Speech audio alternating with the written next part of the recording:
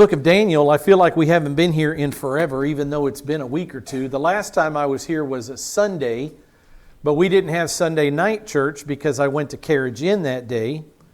Amy and I and Caleb went to Carriage Inn, so I just feel like it's been weeks since we've been in Daniel. We're studying another incident that occurred in Babylon. Remember what we're doing, why we're in Daniel. We're in the land of Babylon. Israel has been exiled. It's a 70-year period, and this event takes place within that 70 years. We're looking at Satan's Babylonian counterfeit gods. In every place that Satan goes, in every people group, Satan offers his counterfeit gods.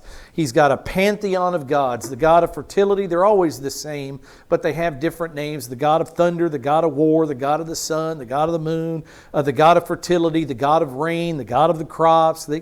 All the same gods, it's just the names that change from country to country. All the same false counterfeits. And we happen to be in Babylon looking at the false gods that Satan brought up here to try to get the attention of the Jews, to try to get their eyes even further off the focus and the worship of Yahweh, the one true God. We're studying a story that was recorded during those 70 years as Israel is in exile, and this is the story of a king named Belshazzar and the handwriting on the wall. The handwriting on the wall that King Belshazzar receives from God, this message that he gets on the night that he will be killed and on the night that the Babylonian Empire will fall to the Medes and the Persians. It's this night, Daniel chapter 5, it's this event when Belshazzar will breathe his last mortal breaths. I talked about this last time. It's very, very important for me. It's very important when I read the Bible to have things in an order, on a timeline. Maybe my mind is different than yours, but I have to know when things occur. I have to drop an event into a historical context for it to make sense to me. I have to know, where is Israel? When Isaiah is writing these things to Israel, where are they? Are they in the land? Are they under discipline? Do they have a good king on the throne or a bad king? Are they in exile in Babylon? I have to know where they are so the story comes to life. And these are just a few facts. I shared these with you last time. I'm going to go over these quickly and we'll get back into Daniel chapter 5.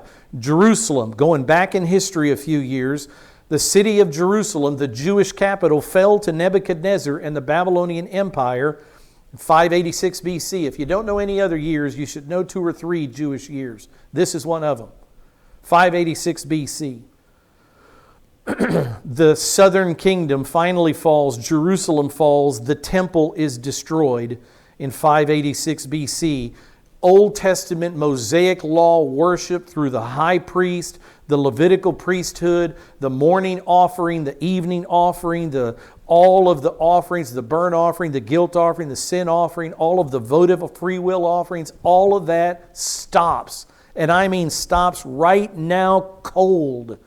586 BC. You don't want to worship me right, you won't worship me in the temple at all. And he destroys their temple. Jerusalem falls to the Babylonians under King Nebuchadnezzar in 586. Nebuchadnezzar died in 562 BC. So however many years that is, a few years go by, not quite, what is that? Somebody do the math. Is that 24 years? 24 years of the first 70 years of Babylonian captivity, Nebuchadnezzar is still the king over the Jews in Babylon. Babylon would fall to the Medo-Persian Empire, which we'll see tonight, Daniel chapter 5. Belshazzar gets the writing on the wall. On this night, Belshazzar is killed. On the very night the writing goes onto the wall, and the Medo-Persians take over from him. Darius the Mede, will take the kingdom of Babylon over. It's 539 BC. Babylon falls to the Medo-Persian. Now I'm talking about the Babylonian Empire, regardless of the king, whether it's Nebuchadnezzar, Belshazzar, Nabopolassar, whoever the king is, this is the end of it. The Babylonians won't rise again until they rise again one day in the tribulation period under the Antichrist. Babylon fell to the Medo-Persians in 539 BC with this story. the handwriting on the wall. Belshazzar, just a couple of facts about this king we're going to read about. Belshazzar is called the son of Nebuchadnezzar, but he's not. He's the great-great-grandson of Nebuchadnezzar. I only make that point for specificity's sake. He's not his one generation removed biological son, the way that Caleb is my biological one generation removed son. That's not their relationship. He's 4 generations later. He's the great-great-grandson of Nebuchadnezzar. I say it right here. Belshazzar is Nebuchadnezzar's great-great-grandson. So the event we're looking at, I found this picture and I loved it. I don't know when it was painted. I should have done a little more research, but it's an artist's depiction of this ball, this feast that Belshazzar is having, as we've seen, a feast that has much wine attached to it. It's a drunken feast in which Belshazzar calls for the goblets, the vessels from the temple of God in Jerusalem that his great-great-grandfather had stolen from the temple. Belshazzar will call for those very vessels to be brought into the feast so that he and his wives and all the 1,000 people that he's invited and even his mere concubines could drink from God's holy vessels. And he's gone one step too far, and God shows up on this night. God shows up with the handwriting on the wall. But this, just to give you a picture, sometimes, and I'm guilty of this, I don't know whether you are or not, but sometimes I go into the past in my mind and think that the best Nebuchadnezzar and Belshazzar could have had is like a stone hut.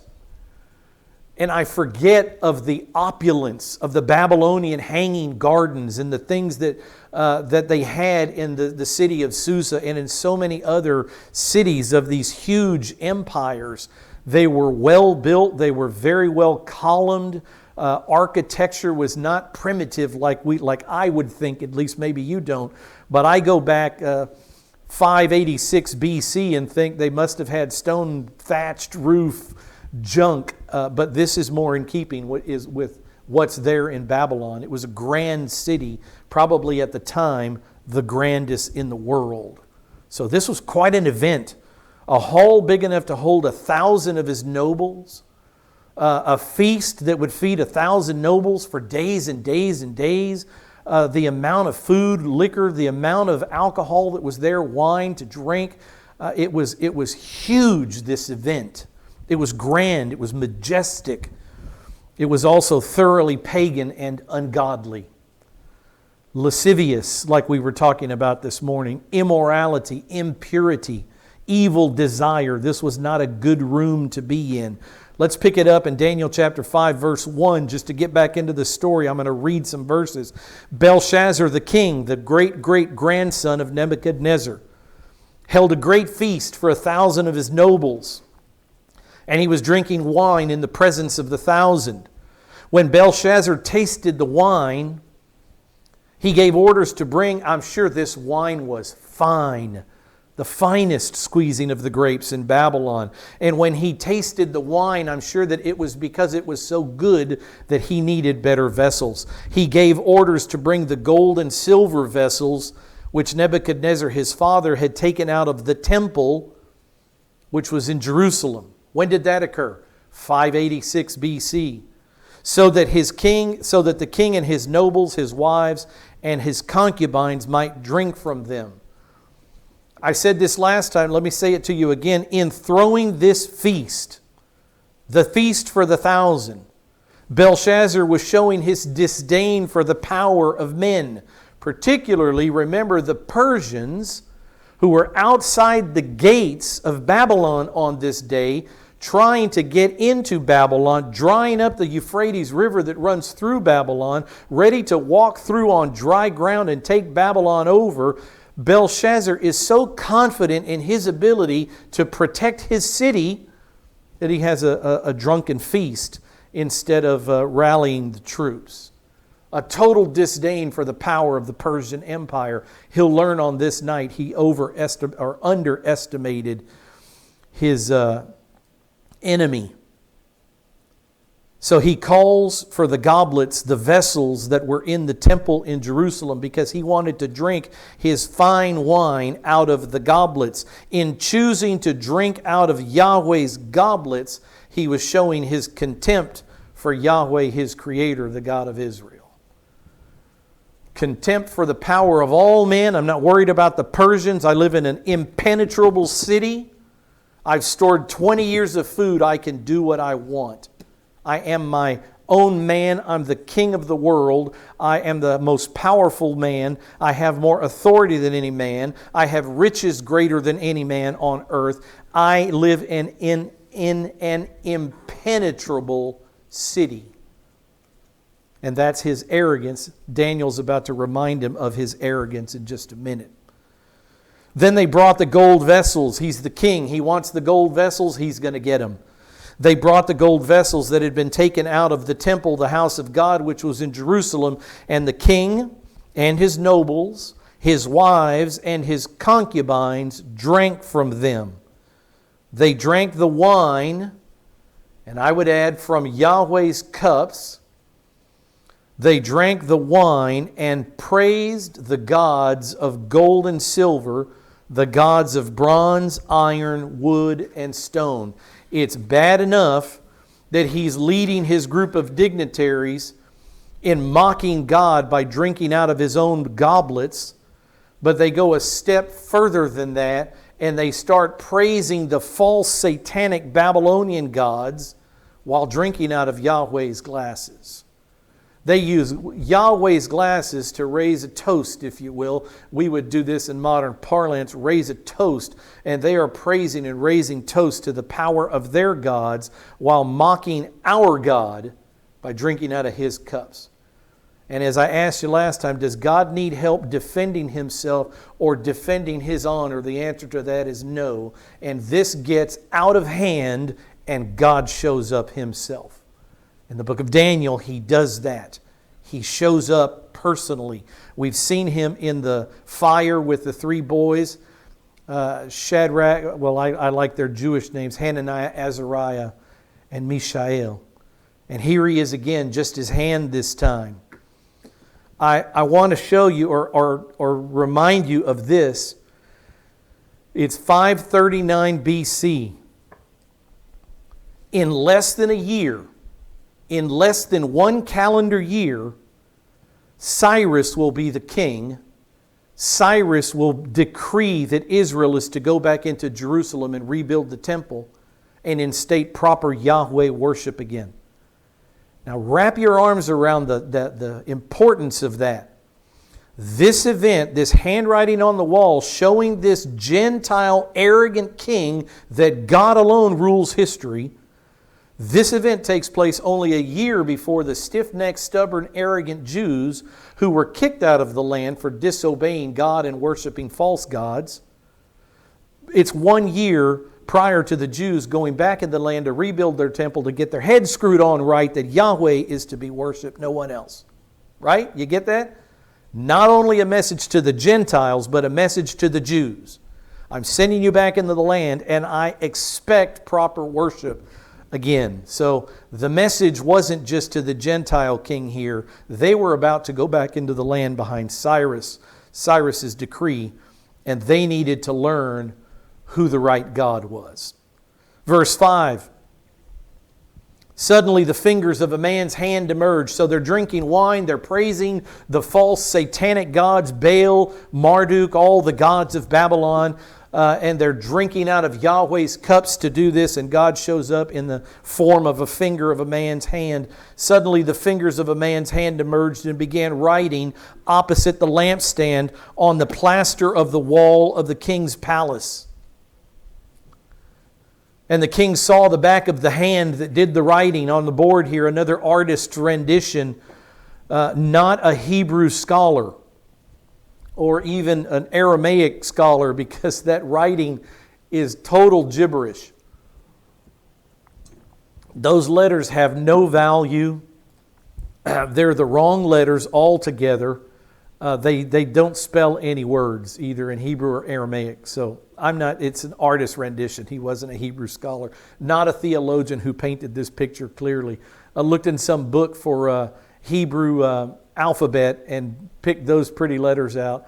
The Aleph, the Nun, the Mem, they're all wrong. they're entirely wrong. But I like the picture. You can see the hand, and we don't know what this looked like, but clearly it was the back of a human hand is all he saw, writing, etching in the plaster wall. This judgment is what it was. And we see the fear in Belshazzar's face as he looks at that. And verse 6 says, the king's face grew pale, and his thoughts alarmed him, and his hip joints went slack, and his knees began knocking together. We have a king in all-out dread, completely terrorized by what he's seeing. It doesn't help that he's probably a little bit tipsy.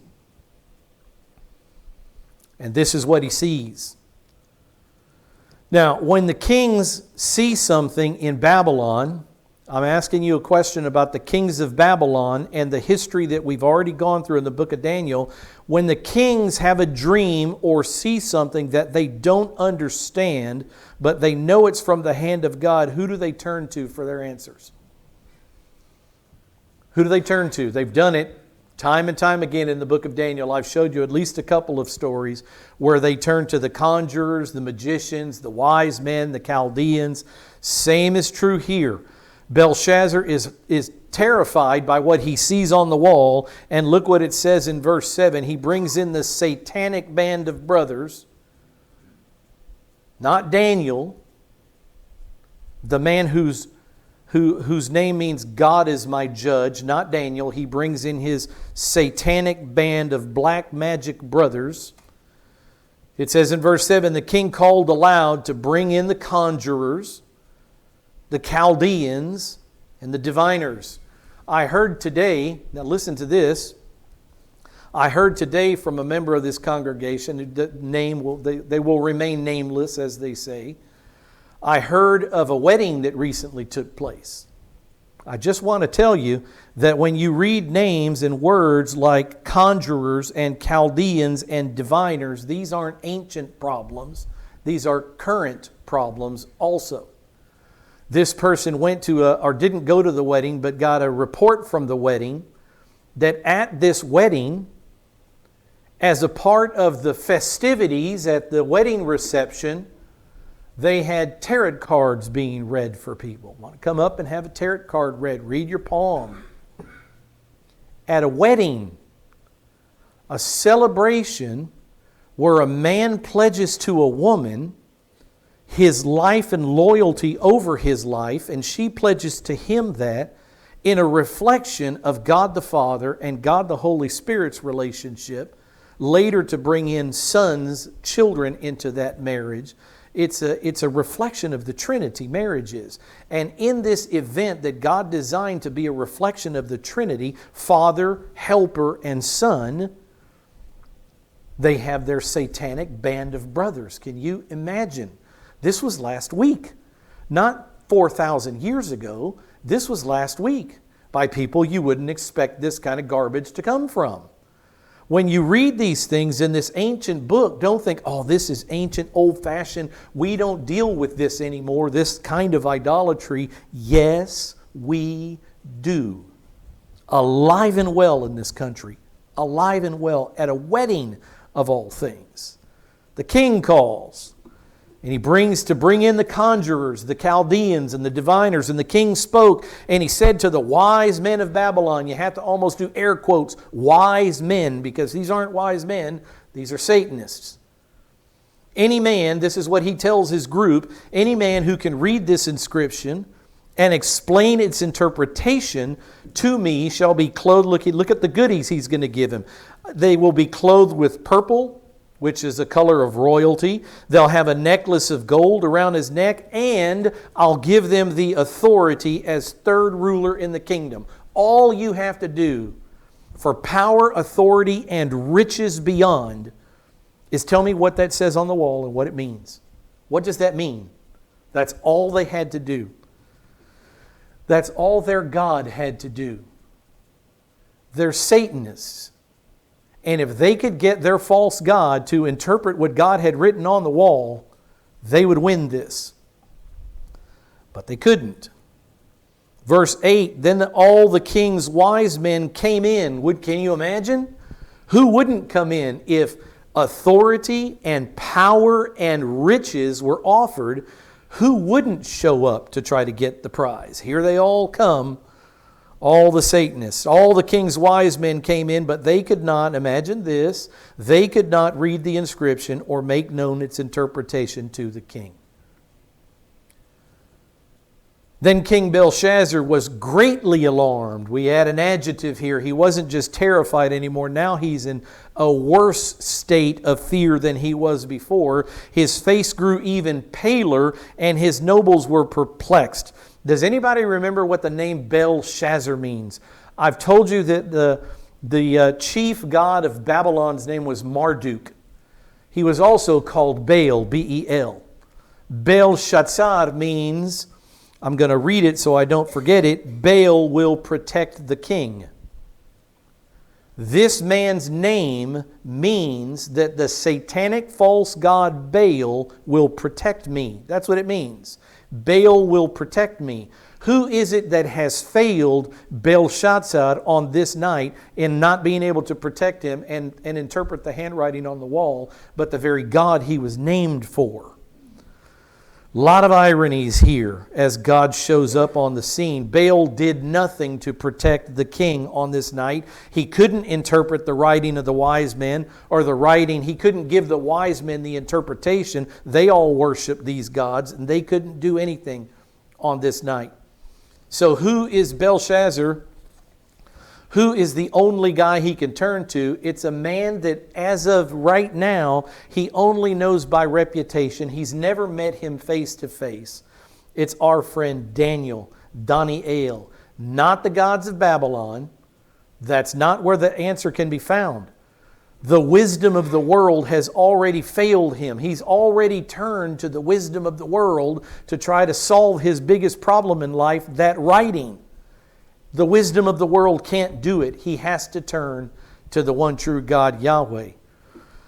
Here we go in verse 10.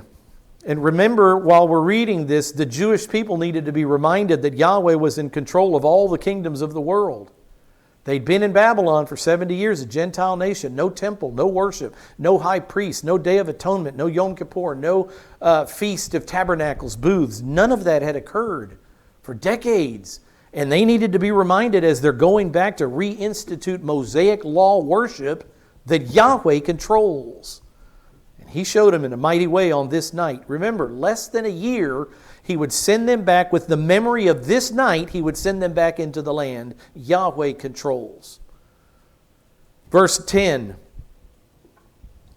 Look who enters. The queen, the woman, Belshazzar's wife. The queen entered the banquet hall because of the words of the king and his nobles. The queen spoke, and this is what she had to say. O king, live forever. Do not let your thoughts alarm you or your face be pale. She has a solution, not the wisdom of the world. Somehow this woman knows of Daniel.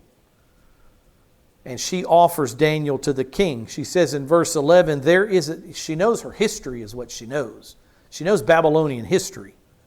There's a man in your kingdom in whom is a spirit of the holy gods. Remember, Nebuchadnezzar said the same thing about Daniel earlier, that in him was the spirit of the holy gods. And in the days of your father, Nebuchadnezzar, now this is great-great-grandfather, remember, but this is what the queen says to Belshazzar. In the days, and I'll correct it, in the days of your great-great-grandfather Nebuchadnezzar, illumination, insight, and wisdom, like the wisdom of the gods, were found in this man, Daniel.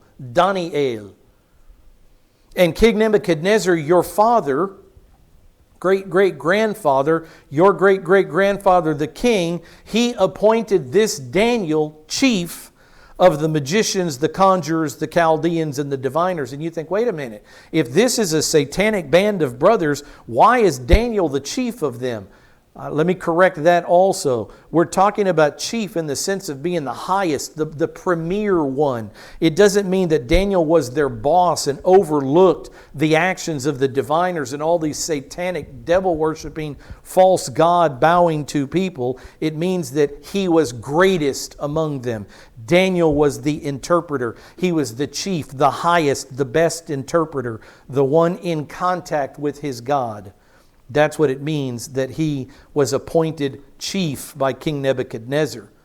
Verse 12, the queen continues, "This was because an extraordinary spirit, knowledge, and insight, interpretation of dreams." Why did Nebuchadnezzar call him this, the chiefest of all the wise men? It's because of this.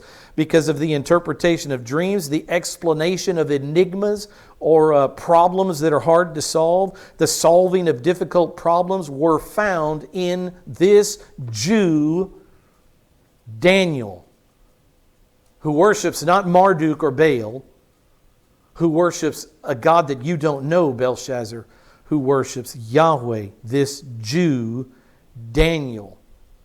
That's why Nebuchadnezzar raised him up. I can't wait to meet this lady.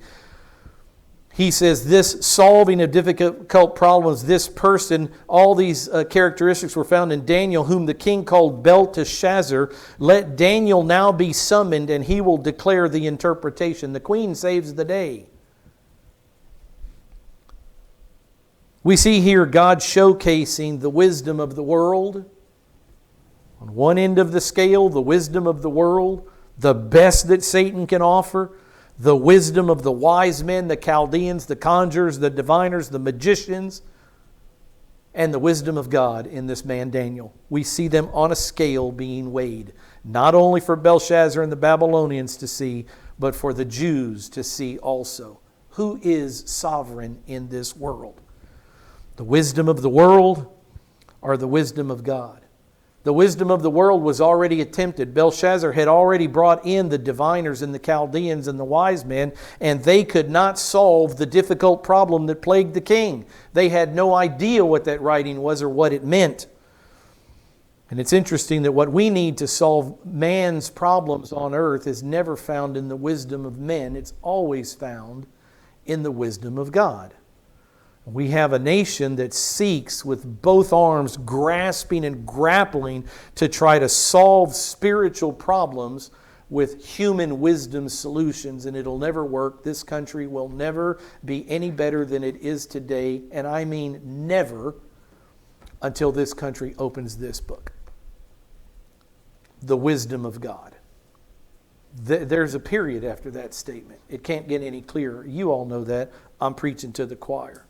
What we need to solve man's problems is divine revelation. We need a word from God, and this is the word from God. What Belshazzar needs on this night to solve his problem is a divine word. He needs divine revelation, and he will only find it through God's man for the job, Daniel. Not his satanic band of brothers, as I'm calling them. Belshazzar, as I said, and we will soon see, we'll find out tonight that he waited too long to humble himself before Yahweh. Too long. Time's up. Verse 13, Daniel was brought in before the king. The king spoke and said to Daniel, "Are you that Daniel who was one of the exiles from Judah?" I think this is a belittling statement. He knows who Daniel is. His wife just told him. His wife told him of Daniel's history with Nebuchadnezzar, that he was a Jew. He's the one that could tell the interpretation of dreams. He's already heard these things. It's a belittling comment to the little Jew. Boy, is he going to find out on this night.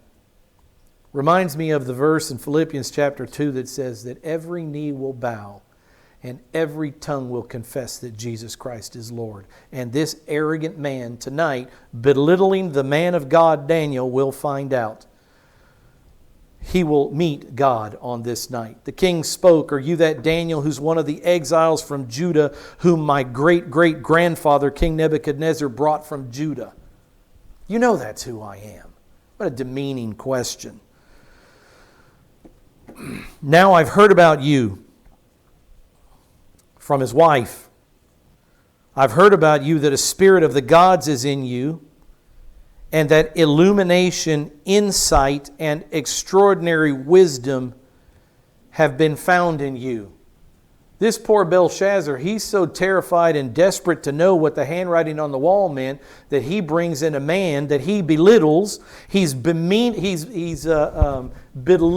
the man Daniel who worships Yahweh. He's belittling Yahweh by drinking out of his temple worship cups. Why wouldn't he belittle the Jew? He's belittling his God, Yahweh, by drinking out of the vessels and having his wives and concubines and nobles enjoy wine out of God's vessels.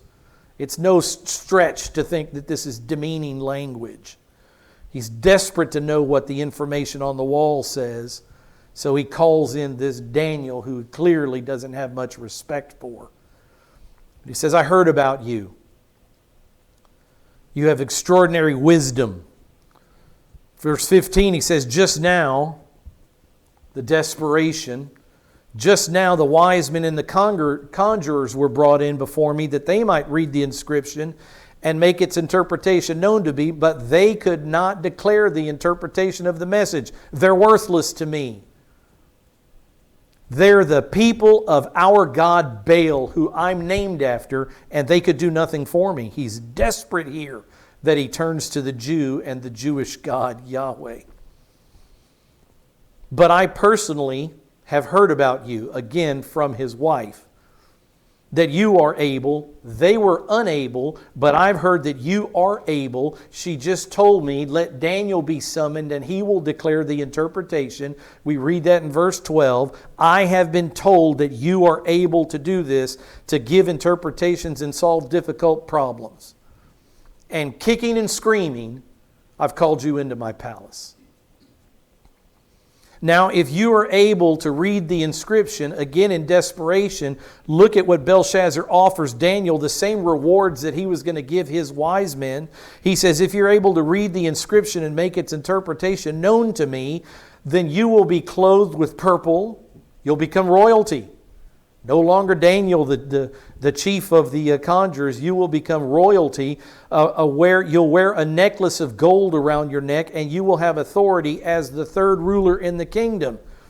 Daniel must have been licking his chops. I can't wait for that. What man doesn't want power, authority, a position of rank in the kingdom, and riches beyond anything he could imagine? That's what he's just been offered. Daniel must have wanted this more than anything. Or maybe not. Verse 17, Daniel answered the king and said, keep your stuff. What a man, Daniel. What a man, Daniel. There are some great men in this book, and Daniel shines. He's a wonderful, obedient, faithful man of God. Daniel answered and said before King Belshazzar, keep your gifts for yourself, or give your rewards to someone else. What I do on behalf of my God Yahweh, and He will reward me in His good time and in His way. I don't want your pagan, bought with satanic money garbage. I don't want any part of it. Reminds me of things that Abraham once said to people. I won't take a thing for you. David. Anyway, different things popping into my head. So Daniel says, keep your gifts. If you want to reward someone else, if you're dead set on rewarding someone, give that stuff to somebody else. However, I'm here on a mission from the living God, Yahweh.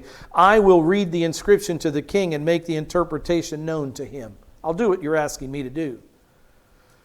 Before the interpretation, Daniel, my friend, the good historian, gives a history lesson. Here's why.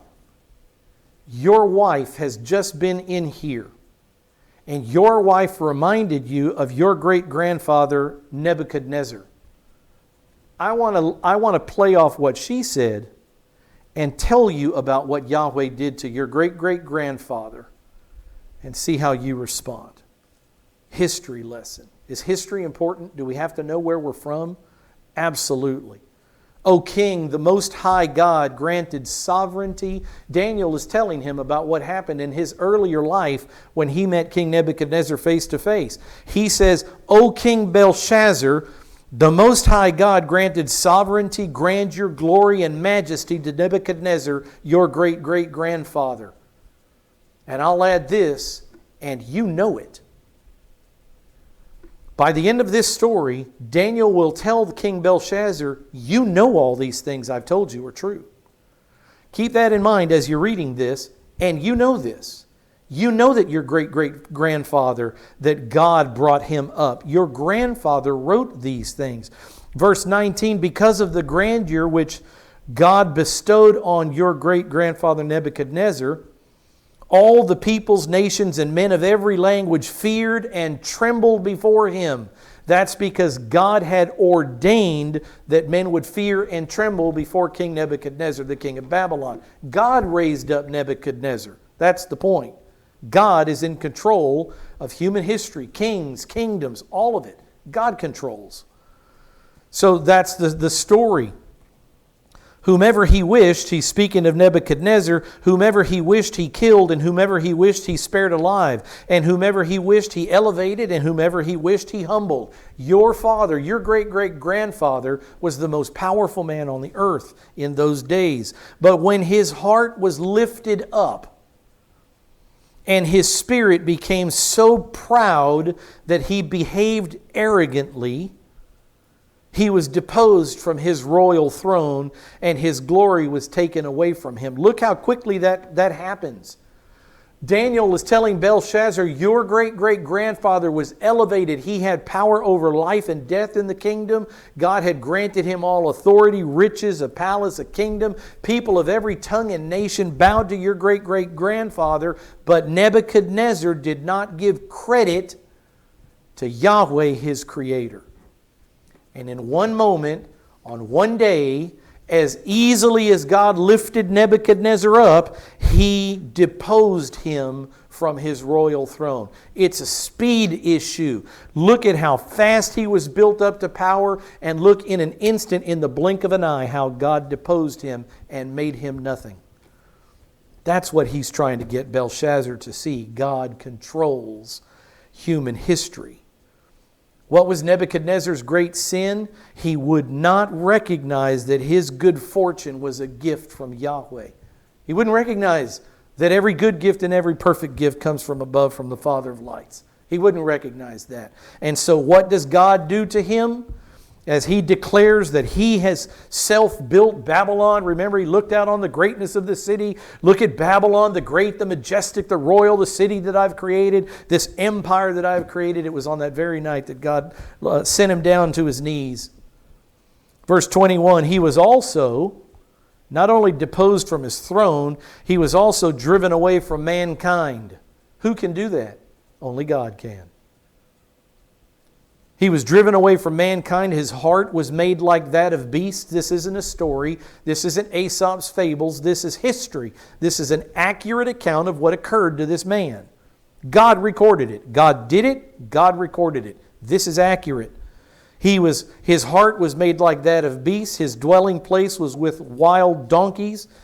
He was given grass to eat like cattle, and his body was drenched with the dew of heaven until, remember, it took 7 years. We went through this account earlier. Until after 7 years, Nebuchadnezzar finally recognized, it says, that the Most High God, El Elyon, the Most High God, Yahweh, is ruler over the realm of mankind. Who rules? God rules. The president, who chooses him? God does. Who deposes him when it's time for him to go? God does. He uses us. There's an interaction between human freedom, human free will, and God's divinity, God's sovereignty. There's an interaction, and we don't know where one ends and one begins, or where one begins and one ends. There's a fuzziness in the Scripture there. But make no mistake, we have an obligation, a responsibility to go vote for President of the United States. But who ultimately will become the President of the United States, whose decision is that? It's God's decision. It's God's decision based on how He wants to treat the United States of America for such a time as this. Let's not forget who runs the world. Until after 7 years of living like an animal, Nebuchadnezzar, your great-great-grandfather, recognized that the Most High God, Yahweh, is ruler over the realm of mankind, and He, God, sets over it, the realm of mankind, whomever He wishes. There was a day that Nebuchadnezzar finally snapped out of his arrogance and realized, I've been a fool, and worshiped the living God. I showed you those passages. We went through that story. He had to learn that Yahweh is the sovereign ruler over all that He created, including mankind and including him, King Nebuchadnezzar. Look what it says in verse 22. You're not your great-great-grandfather, friend. Your grandfather got it, but you have not, and it will cost you tonight. He says, yet you, his great-great-grandson, Belshazzar, Baal will protect the king, have not humbled your heart, even though you knew all of this. You knew what it took for your great-grandfather, the greatest king of Babylon. You knew what it took for Nebuchadnezzar to finally turn to Yahweh as the one true God. You know this story. The rank and file people in Babylon may not know it, but you, king, you know your family history. And you have not humbled your heart before this God. But you have instead, in verse 23, but you, instead of humbling yourself like your grandfather Nebuchadnezzar, you have exalted yourself against the Lord of heaven. You've lifted yourself up, built yourself up into something that you're not. And they have brought the vessels of the house before you, and you and your nobles, your wives and your concubines, have been drinking wine from them. And you have praised the gods of silver and gold, bronze, iron, wood, and stone, gods which do not see, hear, or understand.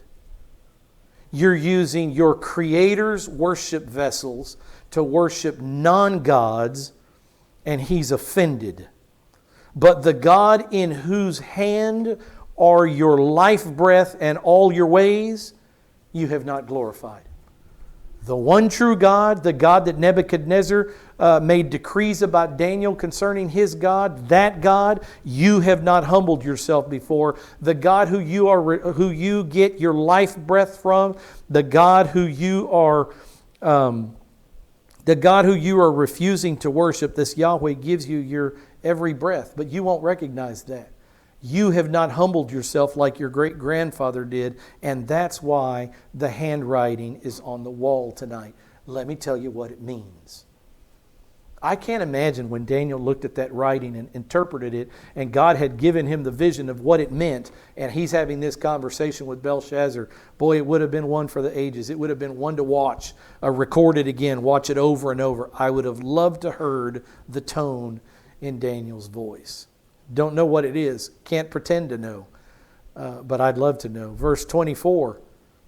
Because you're an arrogant fool who thinks you're a self-made man, who won't bow yourself before the living God, who instead calls His vessels to be defiled by you drinking out of them, because of all that, the hand was sent to you from God. Make no mistake. Whatever it says on that wall, it's a message from my God, Yahweh. And it's a message to you. This inscription was written out, verse 25, this is the inscription that was written out, Mene, Mene, Tekel, Upharsin. That's what the word said in probably Aramaic, the language of the, these aren't Hebrew words, this is Aramaic, the language of the Babylonians. But that's what it said on the wall, Mene, Mene, Tekel, Upharsin.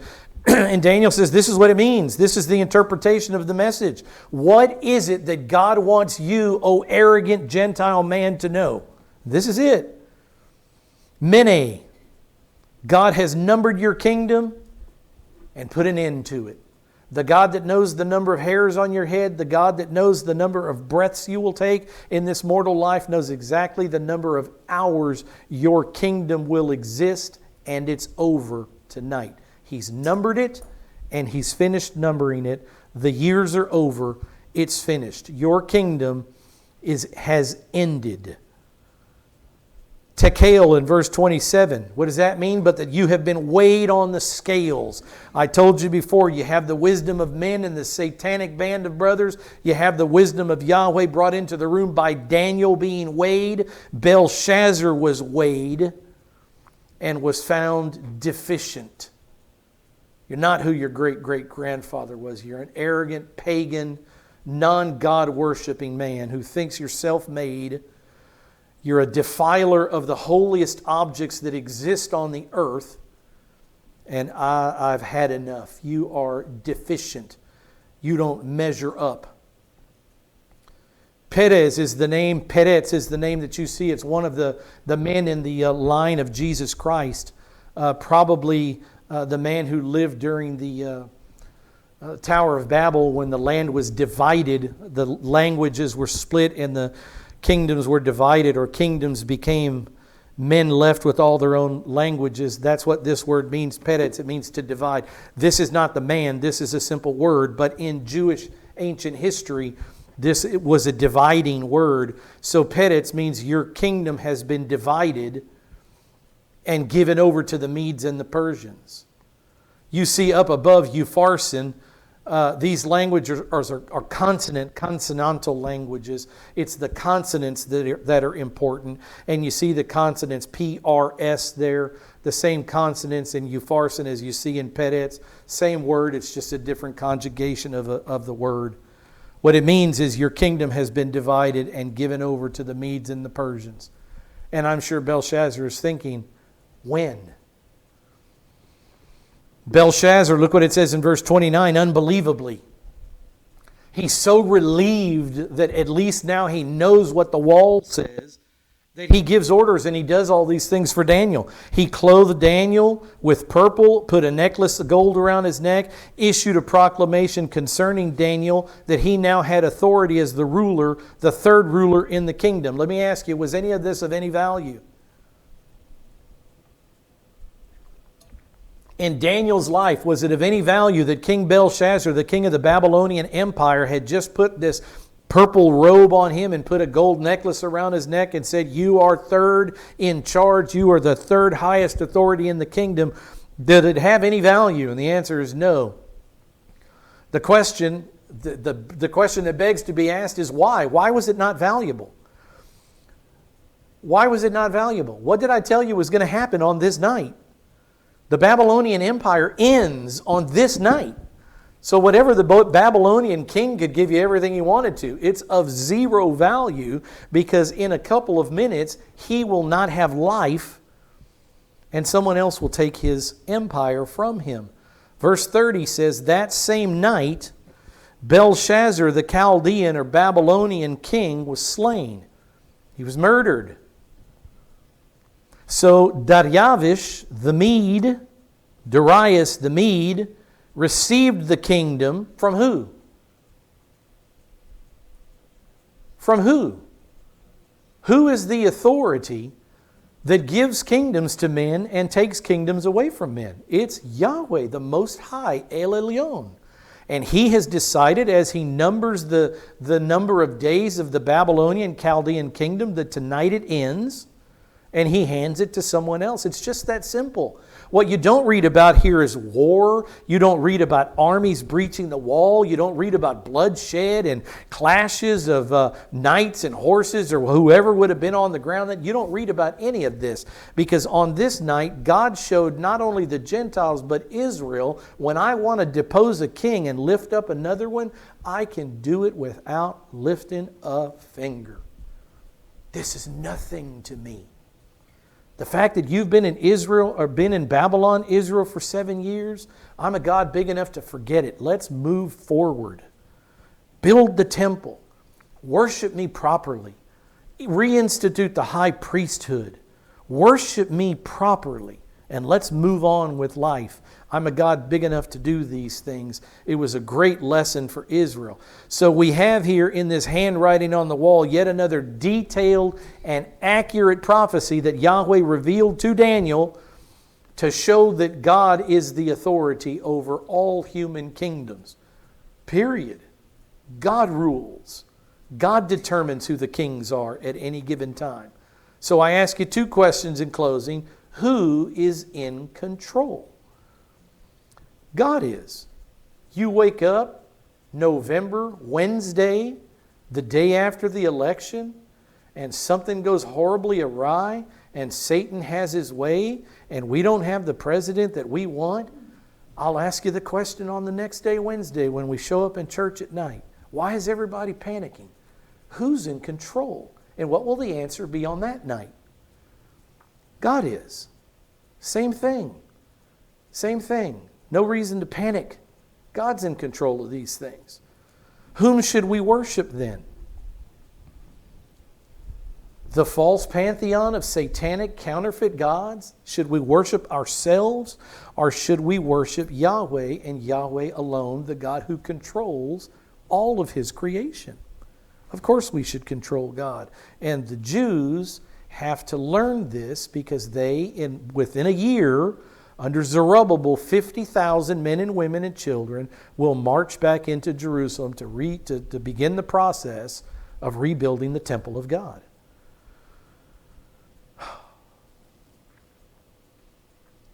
Next time we're going to get out of Daniel, we're going to press forward into Yahweh versus the Greek and Roman gods. We'll move probably into the New Testament, the book of Acts, and see the trouble that even in Paul's day he had with this enduring problem of pagan false god worship that the Greeks continued and the Romans continued well into today. Still alive and well. Let's close in prayer tonight. Heavenly